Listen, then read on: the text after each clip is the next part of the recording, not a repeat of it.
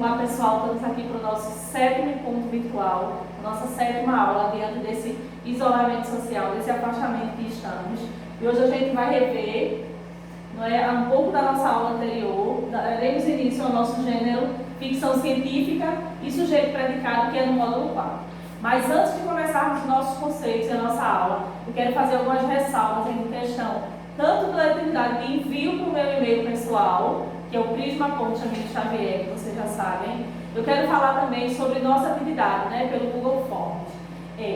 Lembra que, eu sei que a gente já passou, já enviou, já chegaram de todo mundo para mim, tá? Não pode mais enviar, porque a gente limitou até 4h30 da data da prova de vocês, de segunda-feira. Mas é o seguinte, lá em cima do cabeçalho, que eu coloquei assim, nome completo, e coloquei número da chamada. Em cima tinha a opção para vocês colocarem um e-mail. A questão de vocês colocarem um e-mail não era vocês colocarem o meu e-mail, prisma.xavier@gmail, não. Esse espaço aí, para vocês colocarem o e-mail de vocês, o e-mail que vocês estiverem usando para fazer o login, para fazer essa atividade, tá? Coloca lá o e-mail, o seu e-mail ou o e-mail que você estiver utilizando. Não é o do professor, não é o meu, não é o de nenhum outro professor de vocês. Mas, se você fez isso e acha que, poxa, eu coloquei, ou se eu não coloquei nenhum e-mail, será que eu coloquei o Jamile? Fiquei em dúvida. Não tem problema, a sua atividade chega também do mesmo jeito. Mas por que eu estou dando essa dica para vocês? Porque a partir do momento que você coloca o seu e-mail ali naquele espaço, você, quando me enviar, terminou a prova todinha, lá embaixo tem um botão assim, enviar. Clicou, a atividade vai diretamente lá para a minha pasta e vai uma confirmação automaticamente para o seu e-mail. Porque uma das coisas que eu recebi de 7º ano várias vezes foram pessoas que me enviaram a prova várias vezes, 3, 4, 5, 6 vezes. Mas porque ficou em dúvida, professora, eu me senti insegura, eu fiquei ali na tentativa reenviando. Tudo bem, foi o nosso primeiro encontro, a primeira utilização desse encontro, assim, desse Google Forms.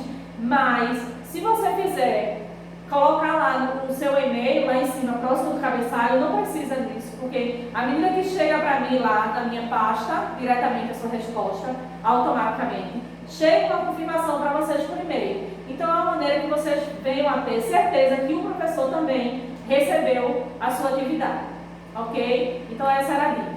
Pega o livro, pega o caderno de vocês, porque ao longo da nossa atividade, da nossa 7ª encontro virtual, eu vou ter também atividades para que vocês façam no caderno, tá bom? Aí hoje a gente vai ver o seguinte, a acentuação das palavras monossílabas. Lembra que esse foi o nosso conteúdo da aula 6, que foi segunda-feira passada. Segunda agora, a gente vai estar dando início ao nosso novo gênero, mais a abertura do módulo 4. Aí aqui eu trago. As monossílabas terminadas com maior intensidade são chamadas de monossílabos tônicos. Essas são as duas classificações das palavras monossílabos, aquela que só tem uma sílaba. Vamos lá. Os que são chamados de maior intensidade, ou seja, quando são fortes, chamamos de monossílabos tônicos. Já os monossílabos que têm uma menor intensidade, chamamos de monossílabos átonos. Aí eu trouxe aqui 2 exemplos, tanto dos fortes quanto dos tons mais fracos, para que vocês possam perceber. Aí aqui eu trago dos tônicos e dos átonos. Voz, percebam que ele é forte, então é o monossílabo tônico. Se eu tirar esse acento, por isso a gente pega tanto no pé de vocês sobre o uso da acentuação, eu digo voz. Ele não tem um som mais fraco, então a gente diz que ele é um monossílabo átono. Aqui eu trago nós, monossílabo tônico, porque ele é forte. E aqui eu trago nus, monossílabo átono, porque ele tem um som mais fraco.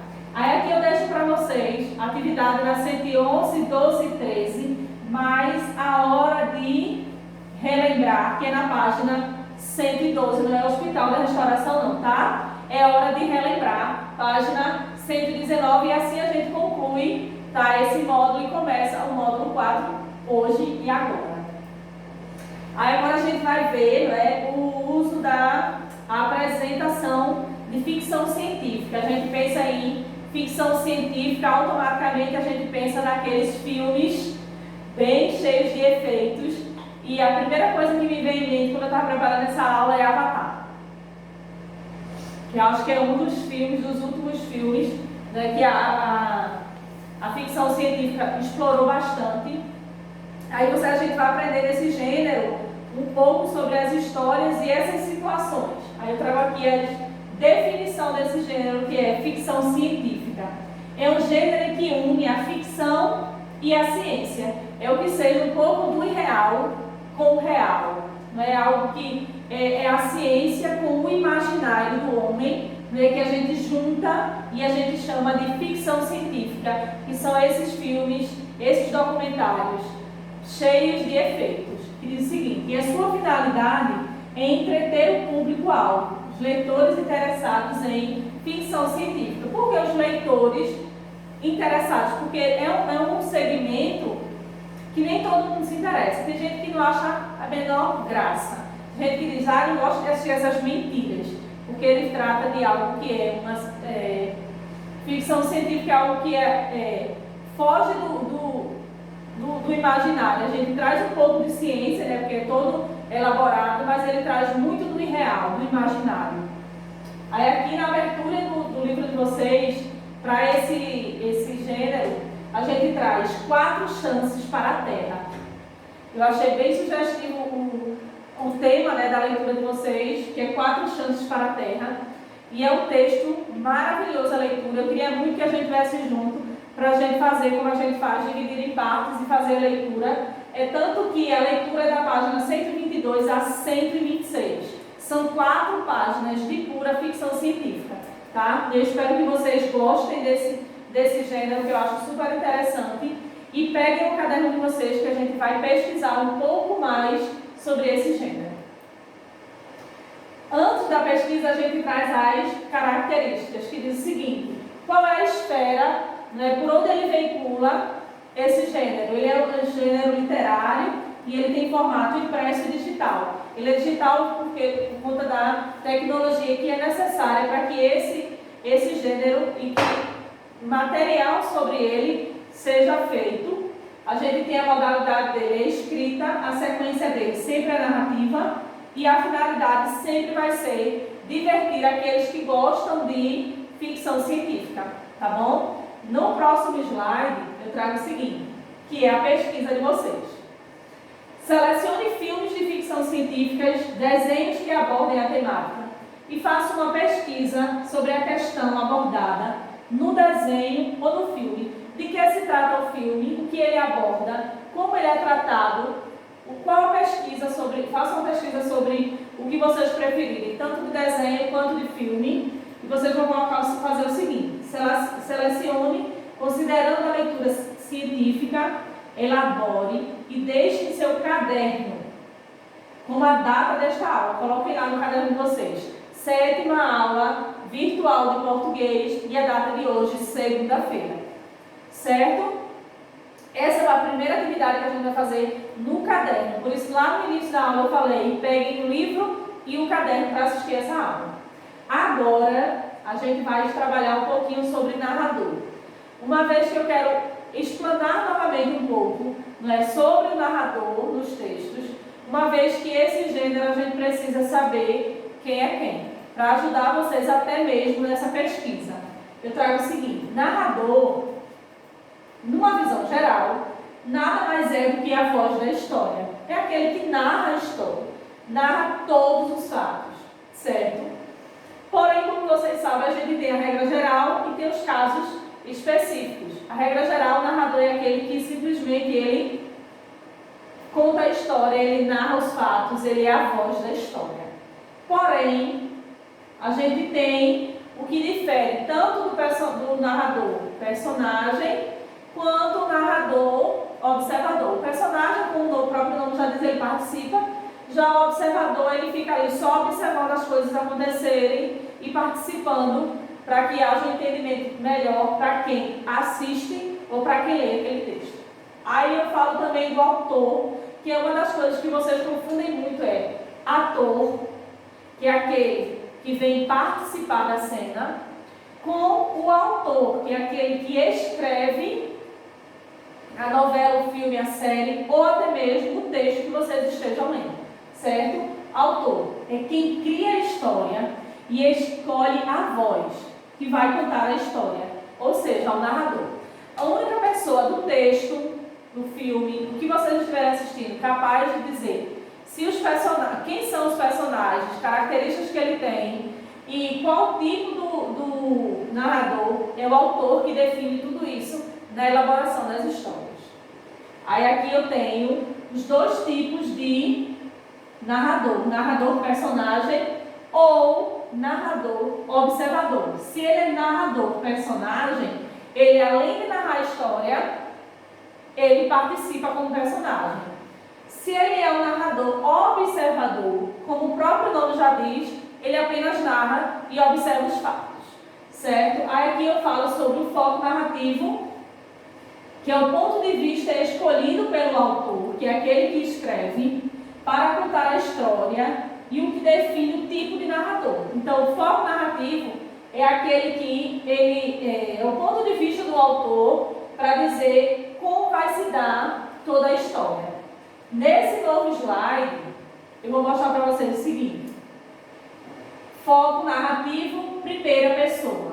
Se eu tenho um narrador que sempre fala, né, que ao longo do texto a gente identifica ele em primeira pessoa, eu tenho um narrador personagem, tá? Porque ele sempre vai estar se referindo ali, aparecendo na história na primeira pessoa. Narrador personagem. Essa é uma marca do narrador personagem. Ele vai estar sempre na primeira pessoa. Diz o seguinte: a voz que conta a história há de um narrador personagem. Já no foco narrativo, terceira pessoa, que é aquele trecho, aquela fala do narrador, ele sempre encontra-se na terceira pessoa, eu tenho um narrador observador, que é aquele que só vai narrar mesmo. Ele não participa da história. Diz o seguinte: a voz que conta a história é um narrador observador, que esclarece, que realça algumas falas, que organiza a sequência, mas não participa diretamente da história. A gente está ali assistindo ao filme, assistindo até mesmo a novela que tem o hábito, e diz o seguinte, vai passar um trecho e diz 2 meses depois. Isso é a voz do narrador observador. Ele apenas está ali para narrar, organizar, esclarecer e ressaltar detalhes daquela cena. Ok? Primeira pessoa, narrador personagem. Terceira pessoa, narrador observador. Agora, a gente vai ver um pouco sobre conto de ficção científica, que é um pouquinho sobre o nosso gênero ainda. Que diz o seguinte: o conto de ficção científica apresenta os seguintes passos, para que vocês possam organizar até mesmo a pesquisa de vocês. Situação inicial, que é como eu sempre digo a vocês, que é onde tudo tem início, né? Tanto que o próprio nome já diz, situação inicial, momento inicial da narrativa marcado por um estado de equilíbrio. Tudo começa muito bem na história, todos os personagens em harmonia. Então depois é que a gente vem, que é o que a gente chama de complicação, né? Que começa a ter os interpassos ali, né? Começa as coisas a desandar, se assim a gente pode dizer. Aí a gente tem a situação inicial, que é onde tudo começa, onde a gente tem a complicação, que é o momento em que se sucedem alguns acontecimentos em que se desenvolve um conflito. É aqui na complicação, como o próprio nome já diz, já sugere que vem, começam a ter ali, né, os problemas da narrativa, os problemas do que está sendo lido ou não está sendo apresentado. Porém, as complicações começam aqui e só tem o desfecho mesmo na parte que a gente chama de conflito, que é nesse próximo slide, que a gente chama de conflito. Por quê? Porque é lá que a gente tem o ponto alto da história, certo? No próximo slide a gente vai ver o seguinte: o clímax, que é aqui que quando a gente diz que pegou fogo a história. É aqui que aquela complicação que começou antes, é aqui que ela vai pegar fogo. E diz o seguinte: momento em que o conflito atinge o ponto máximo e se deslumbra o desfecho da história. A gente tem o início, o momento inicial lá, onde tudo corre bem. Tem a complicação, onde começam a ter mais as desavenças, né? Cada um pensando de uma forma. Aqui a gente tem um clímax, que é o ponto máximo do texto, é onde todo mundo ali pensa de uma forma e começam a ter as complicações. É o ponto alto, que a gente chama aqui. Esse é o momento onde a gente consegue prender mais a atenção do leitor, que quando a gente está lendo um texto, que a gente está nesse momento, a gente quer parar da leitura e não consegue, e quando a gente para de ler, eu quero voltar para ver no que vai dar, no que é que vai dar o desfecho da história. Depois do clímax, a gente vai ter o desfecho, que é o momento que se dá a resolução do conflito. A gente tem o inicial, os problemas, o clímax, que é o ponto máximo, onde a gente prende a atenção do leitor, e a gente tem o desfecho, que é o fim da narrativa, é onde todo conflito se resolve, que é quando a gente sempre diz que no início das novelas o casal principal sempre estão juntos, que é tudo começa bem. Aí a gente tem o momento em que os pais descobrem que as famílias são, que é sempre assim, que as famílias são rivais e não aceitam, começam as complicações.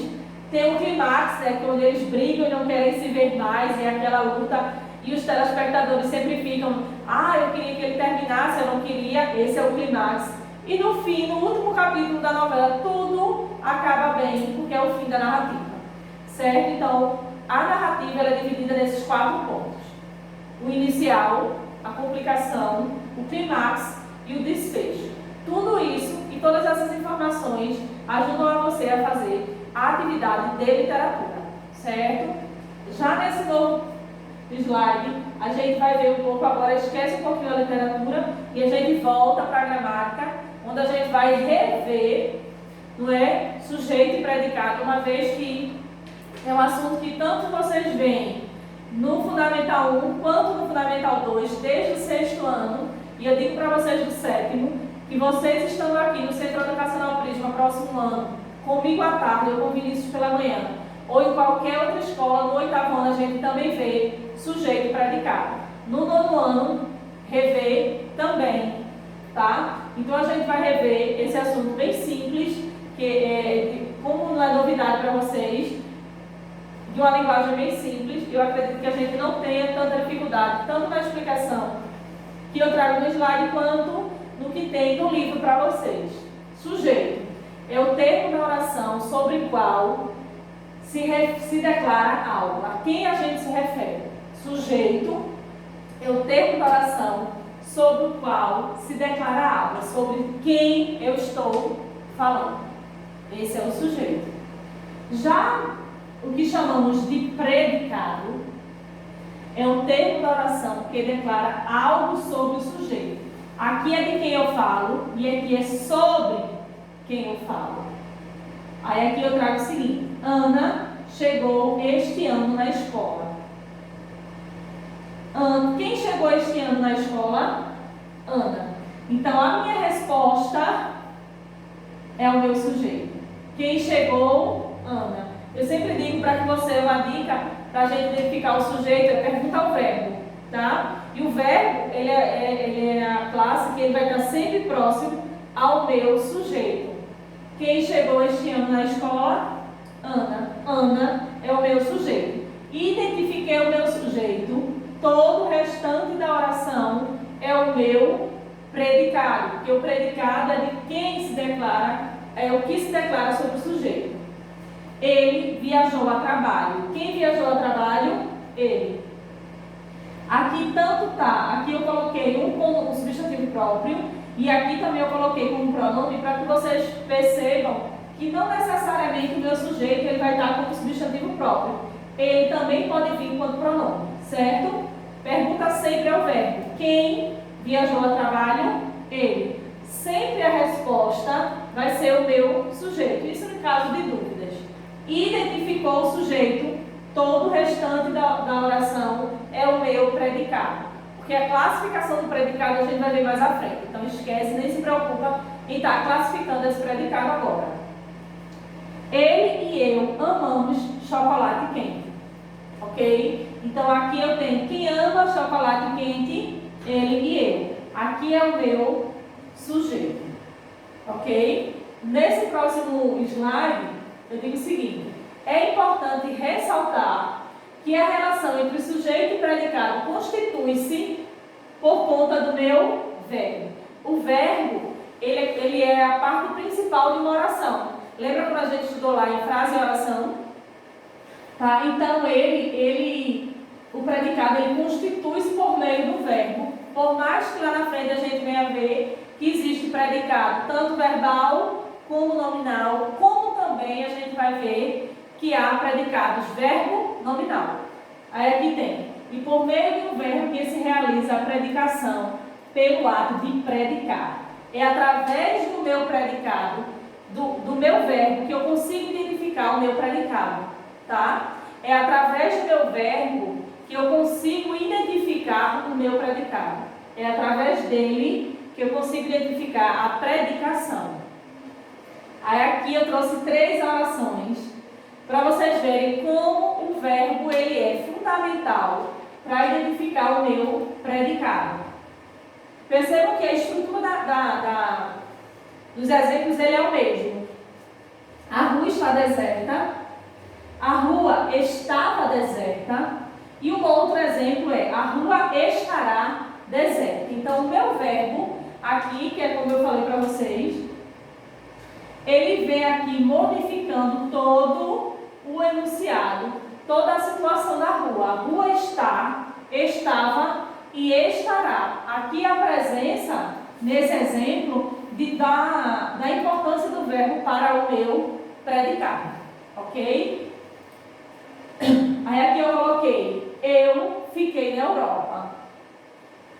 Fiquei é o meu verbo, tá? Como eu sempre falei, sujeito e o verbo, que ele vai estar aqui estruturando a minha oração, certo? Fiquei na Europa. Esse aqui, o sujeito, ele está como pronome, tá? Mas ele também pode vir como sujeito, como um substantivo próprio.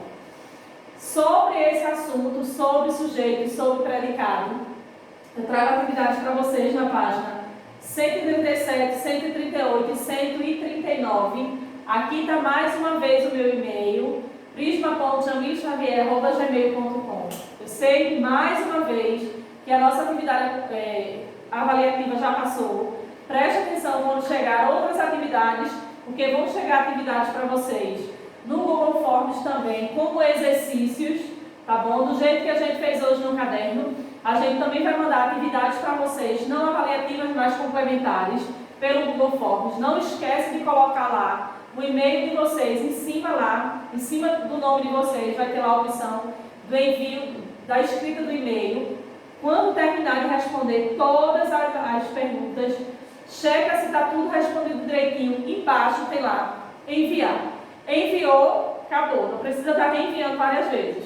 Chega para mim na minha pasta, no meu computador, e chega diretamente, se você colocar lá seu e-mail, uma confirmação para vocês. Certo? Então essa foi o nosso 7º encontro virtual, onde a gente viu ficção científica, revisou a acentuação dos monossílabos e viu hoje pela primeira vez, e reviu, na verdade, sujeito e predicado.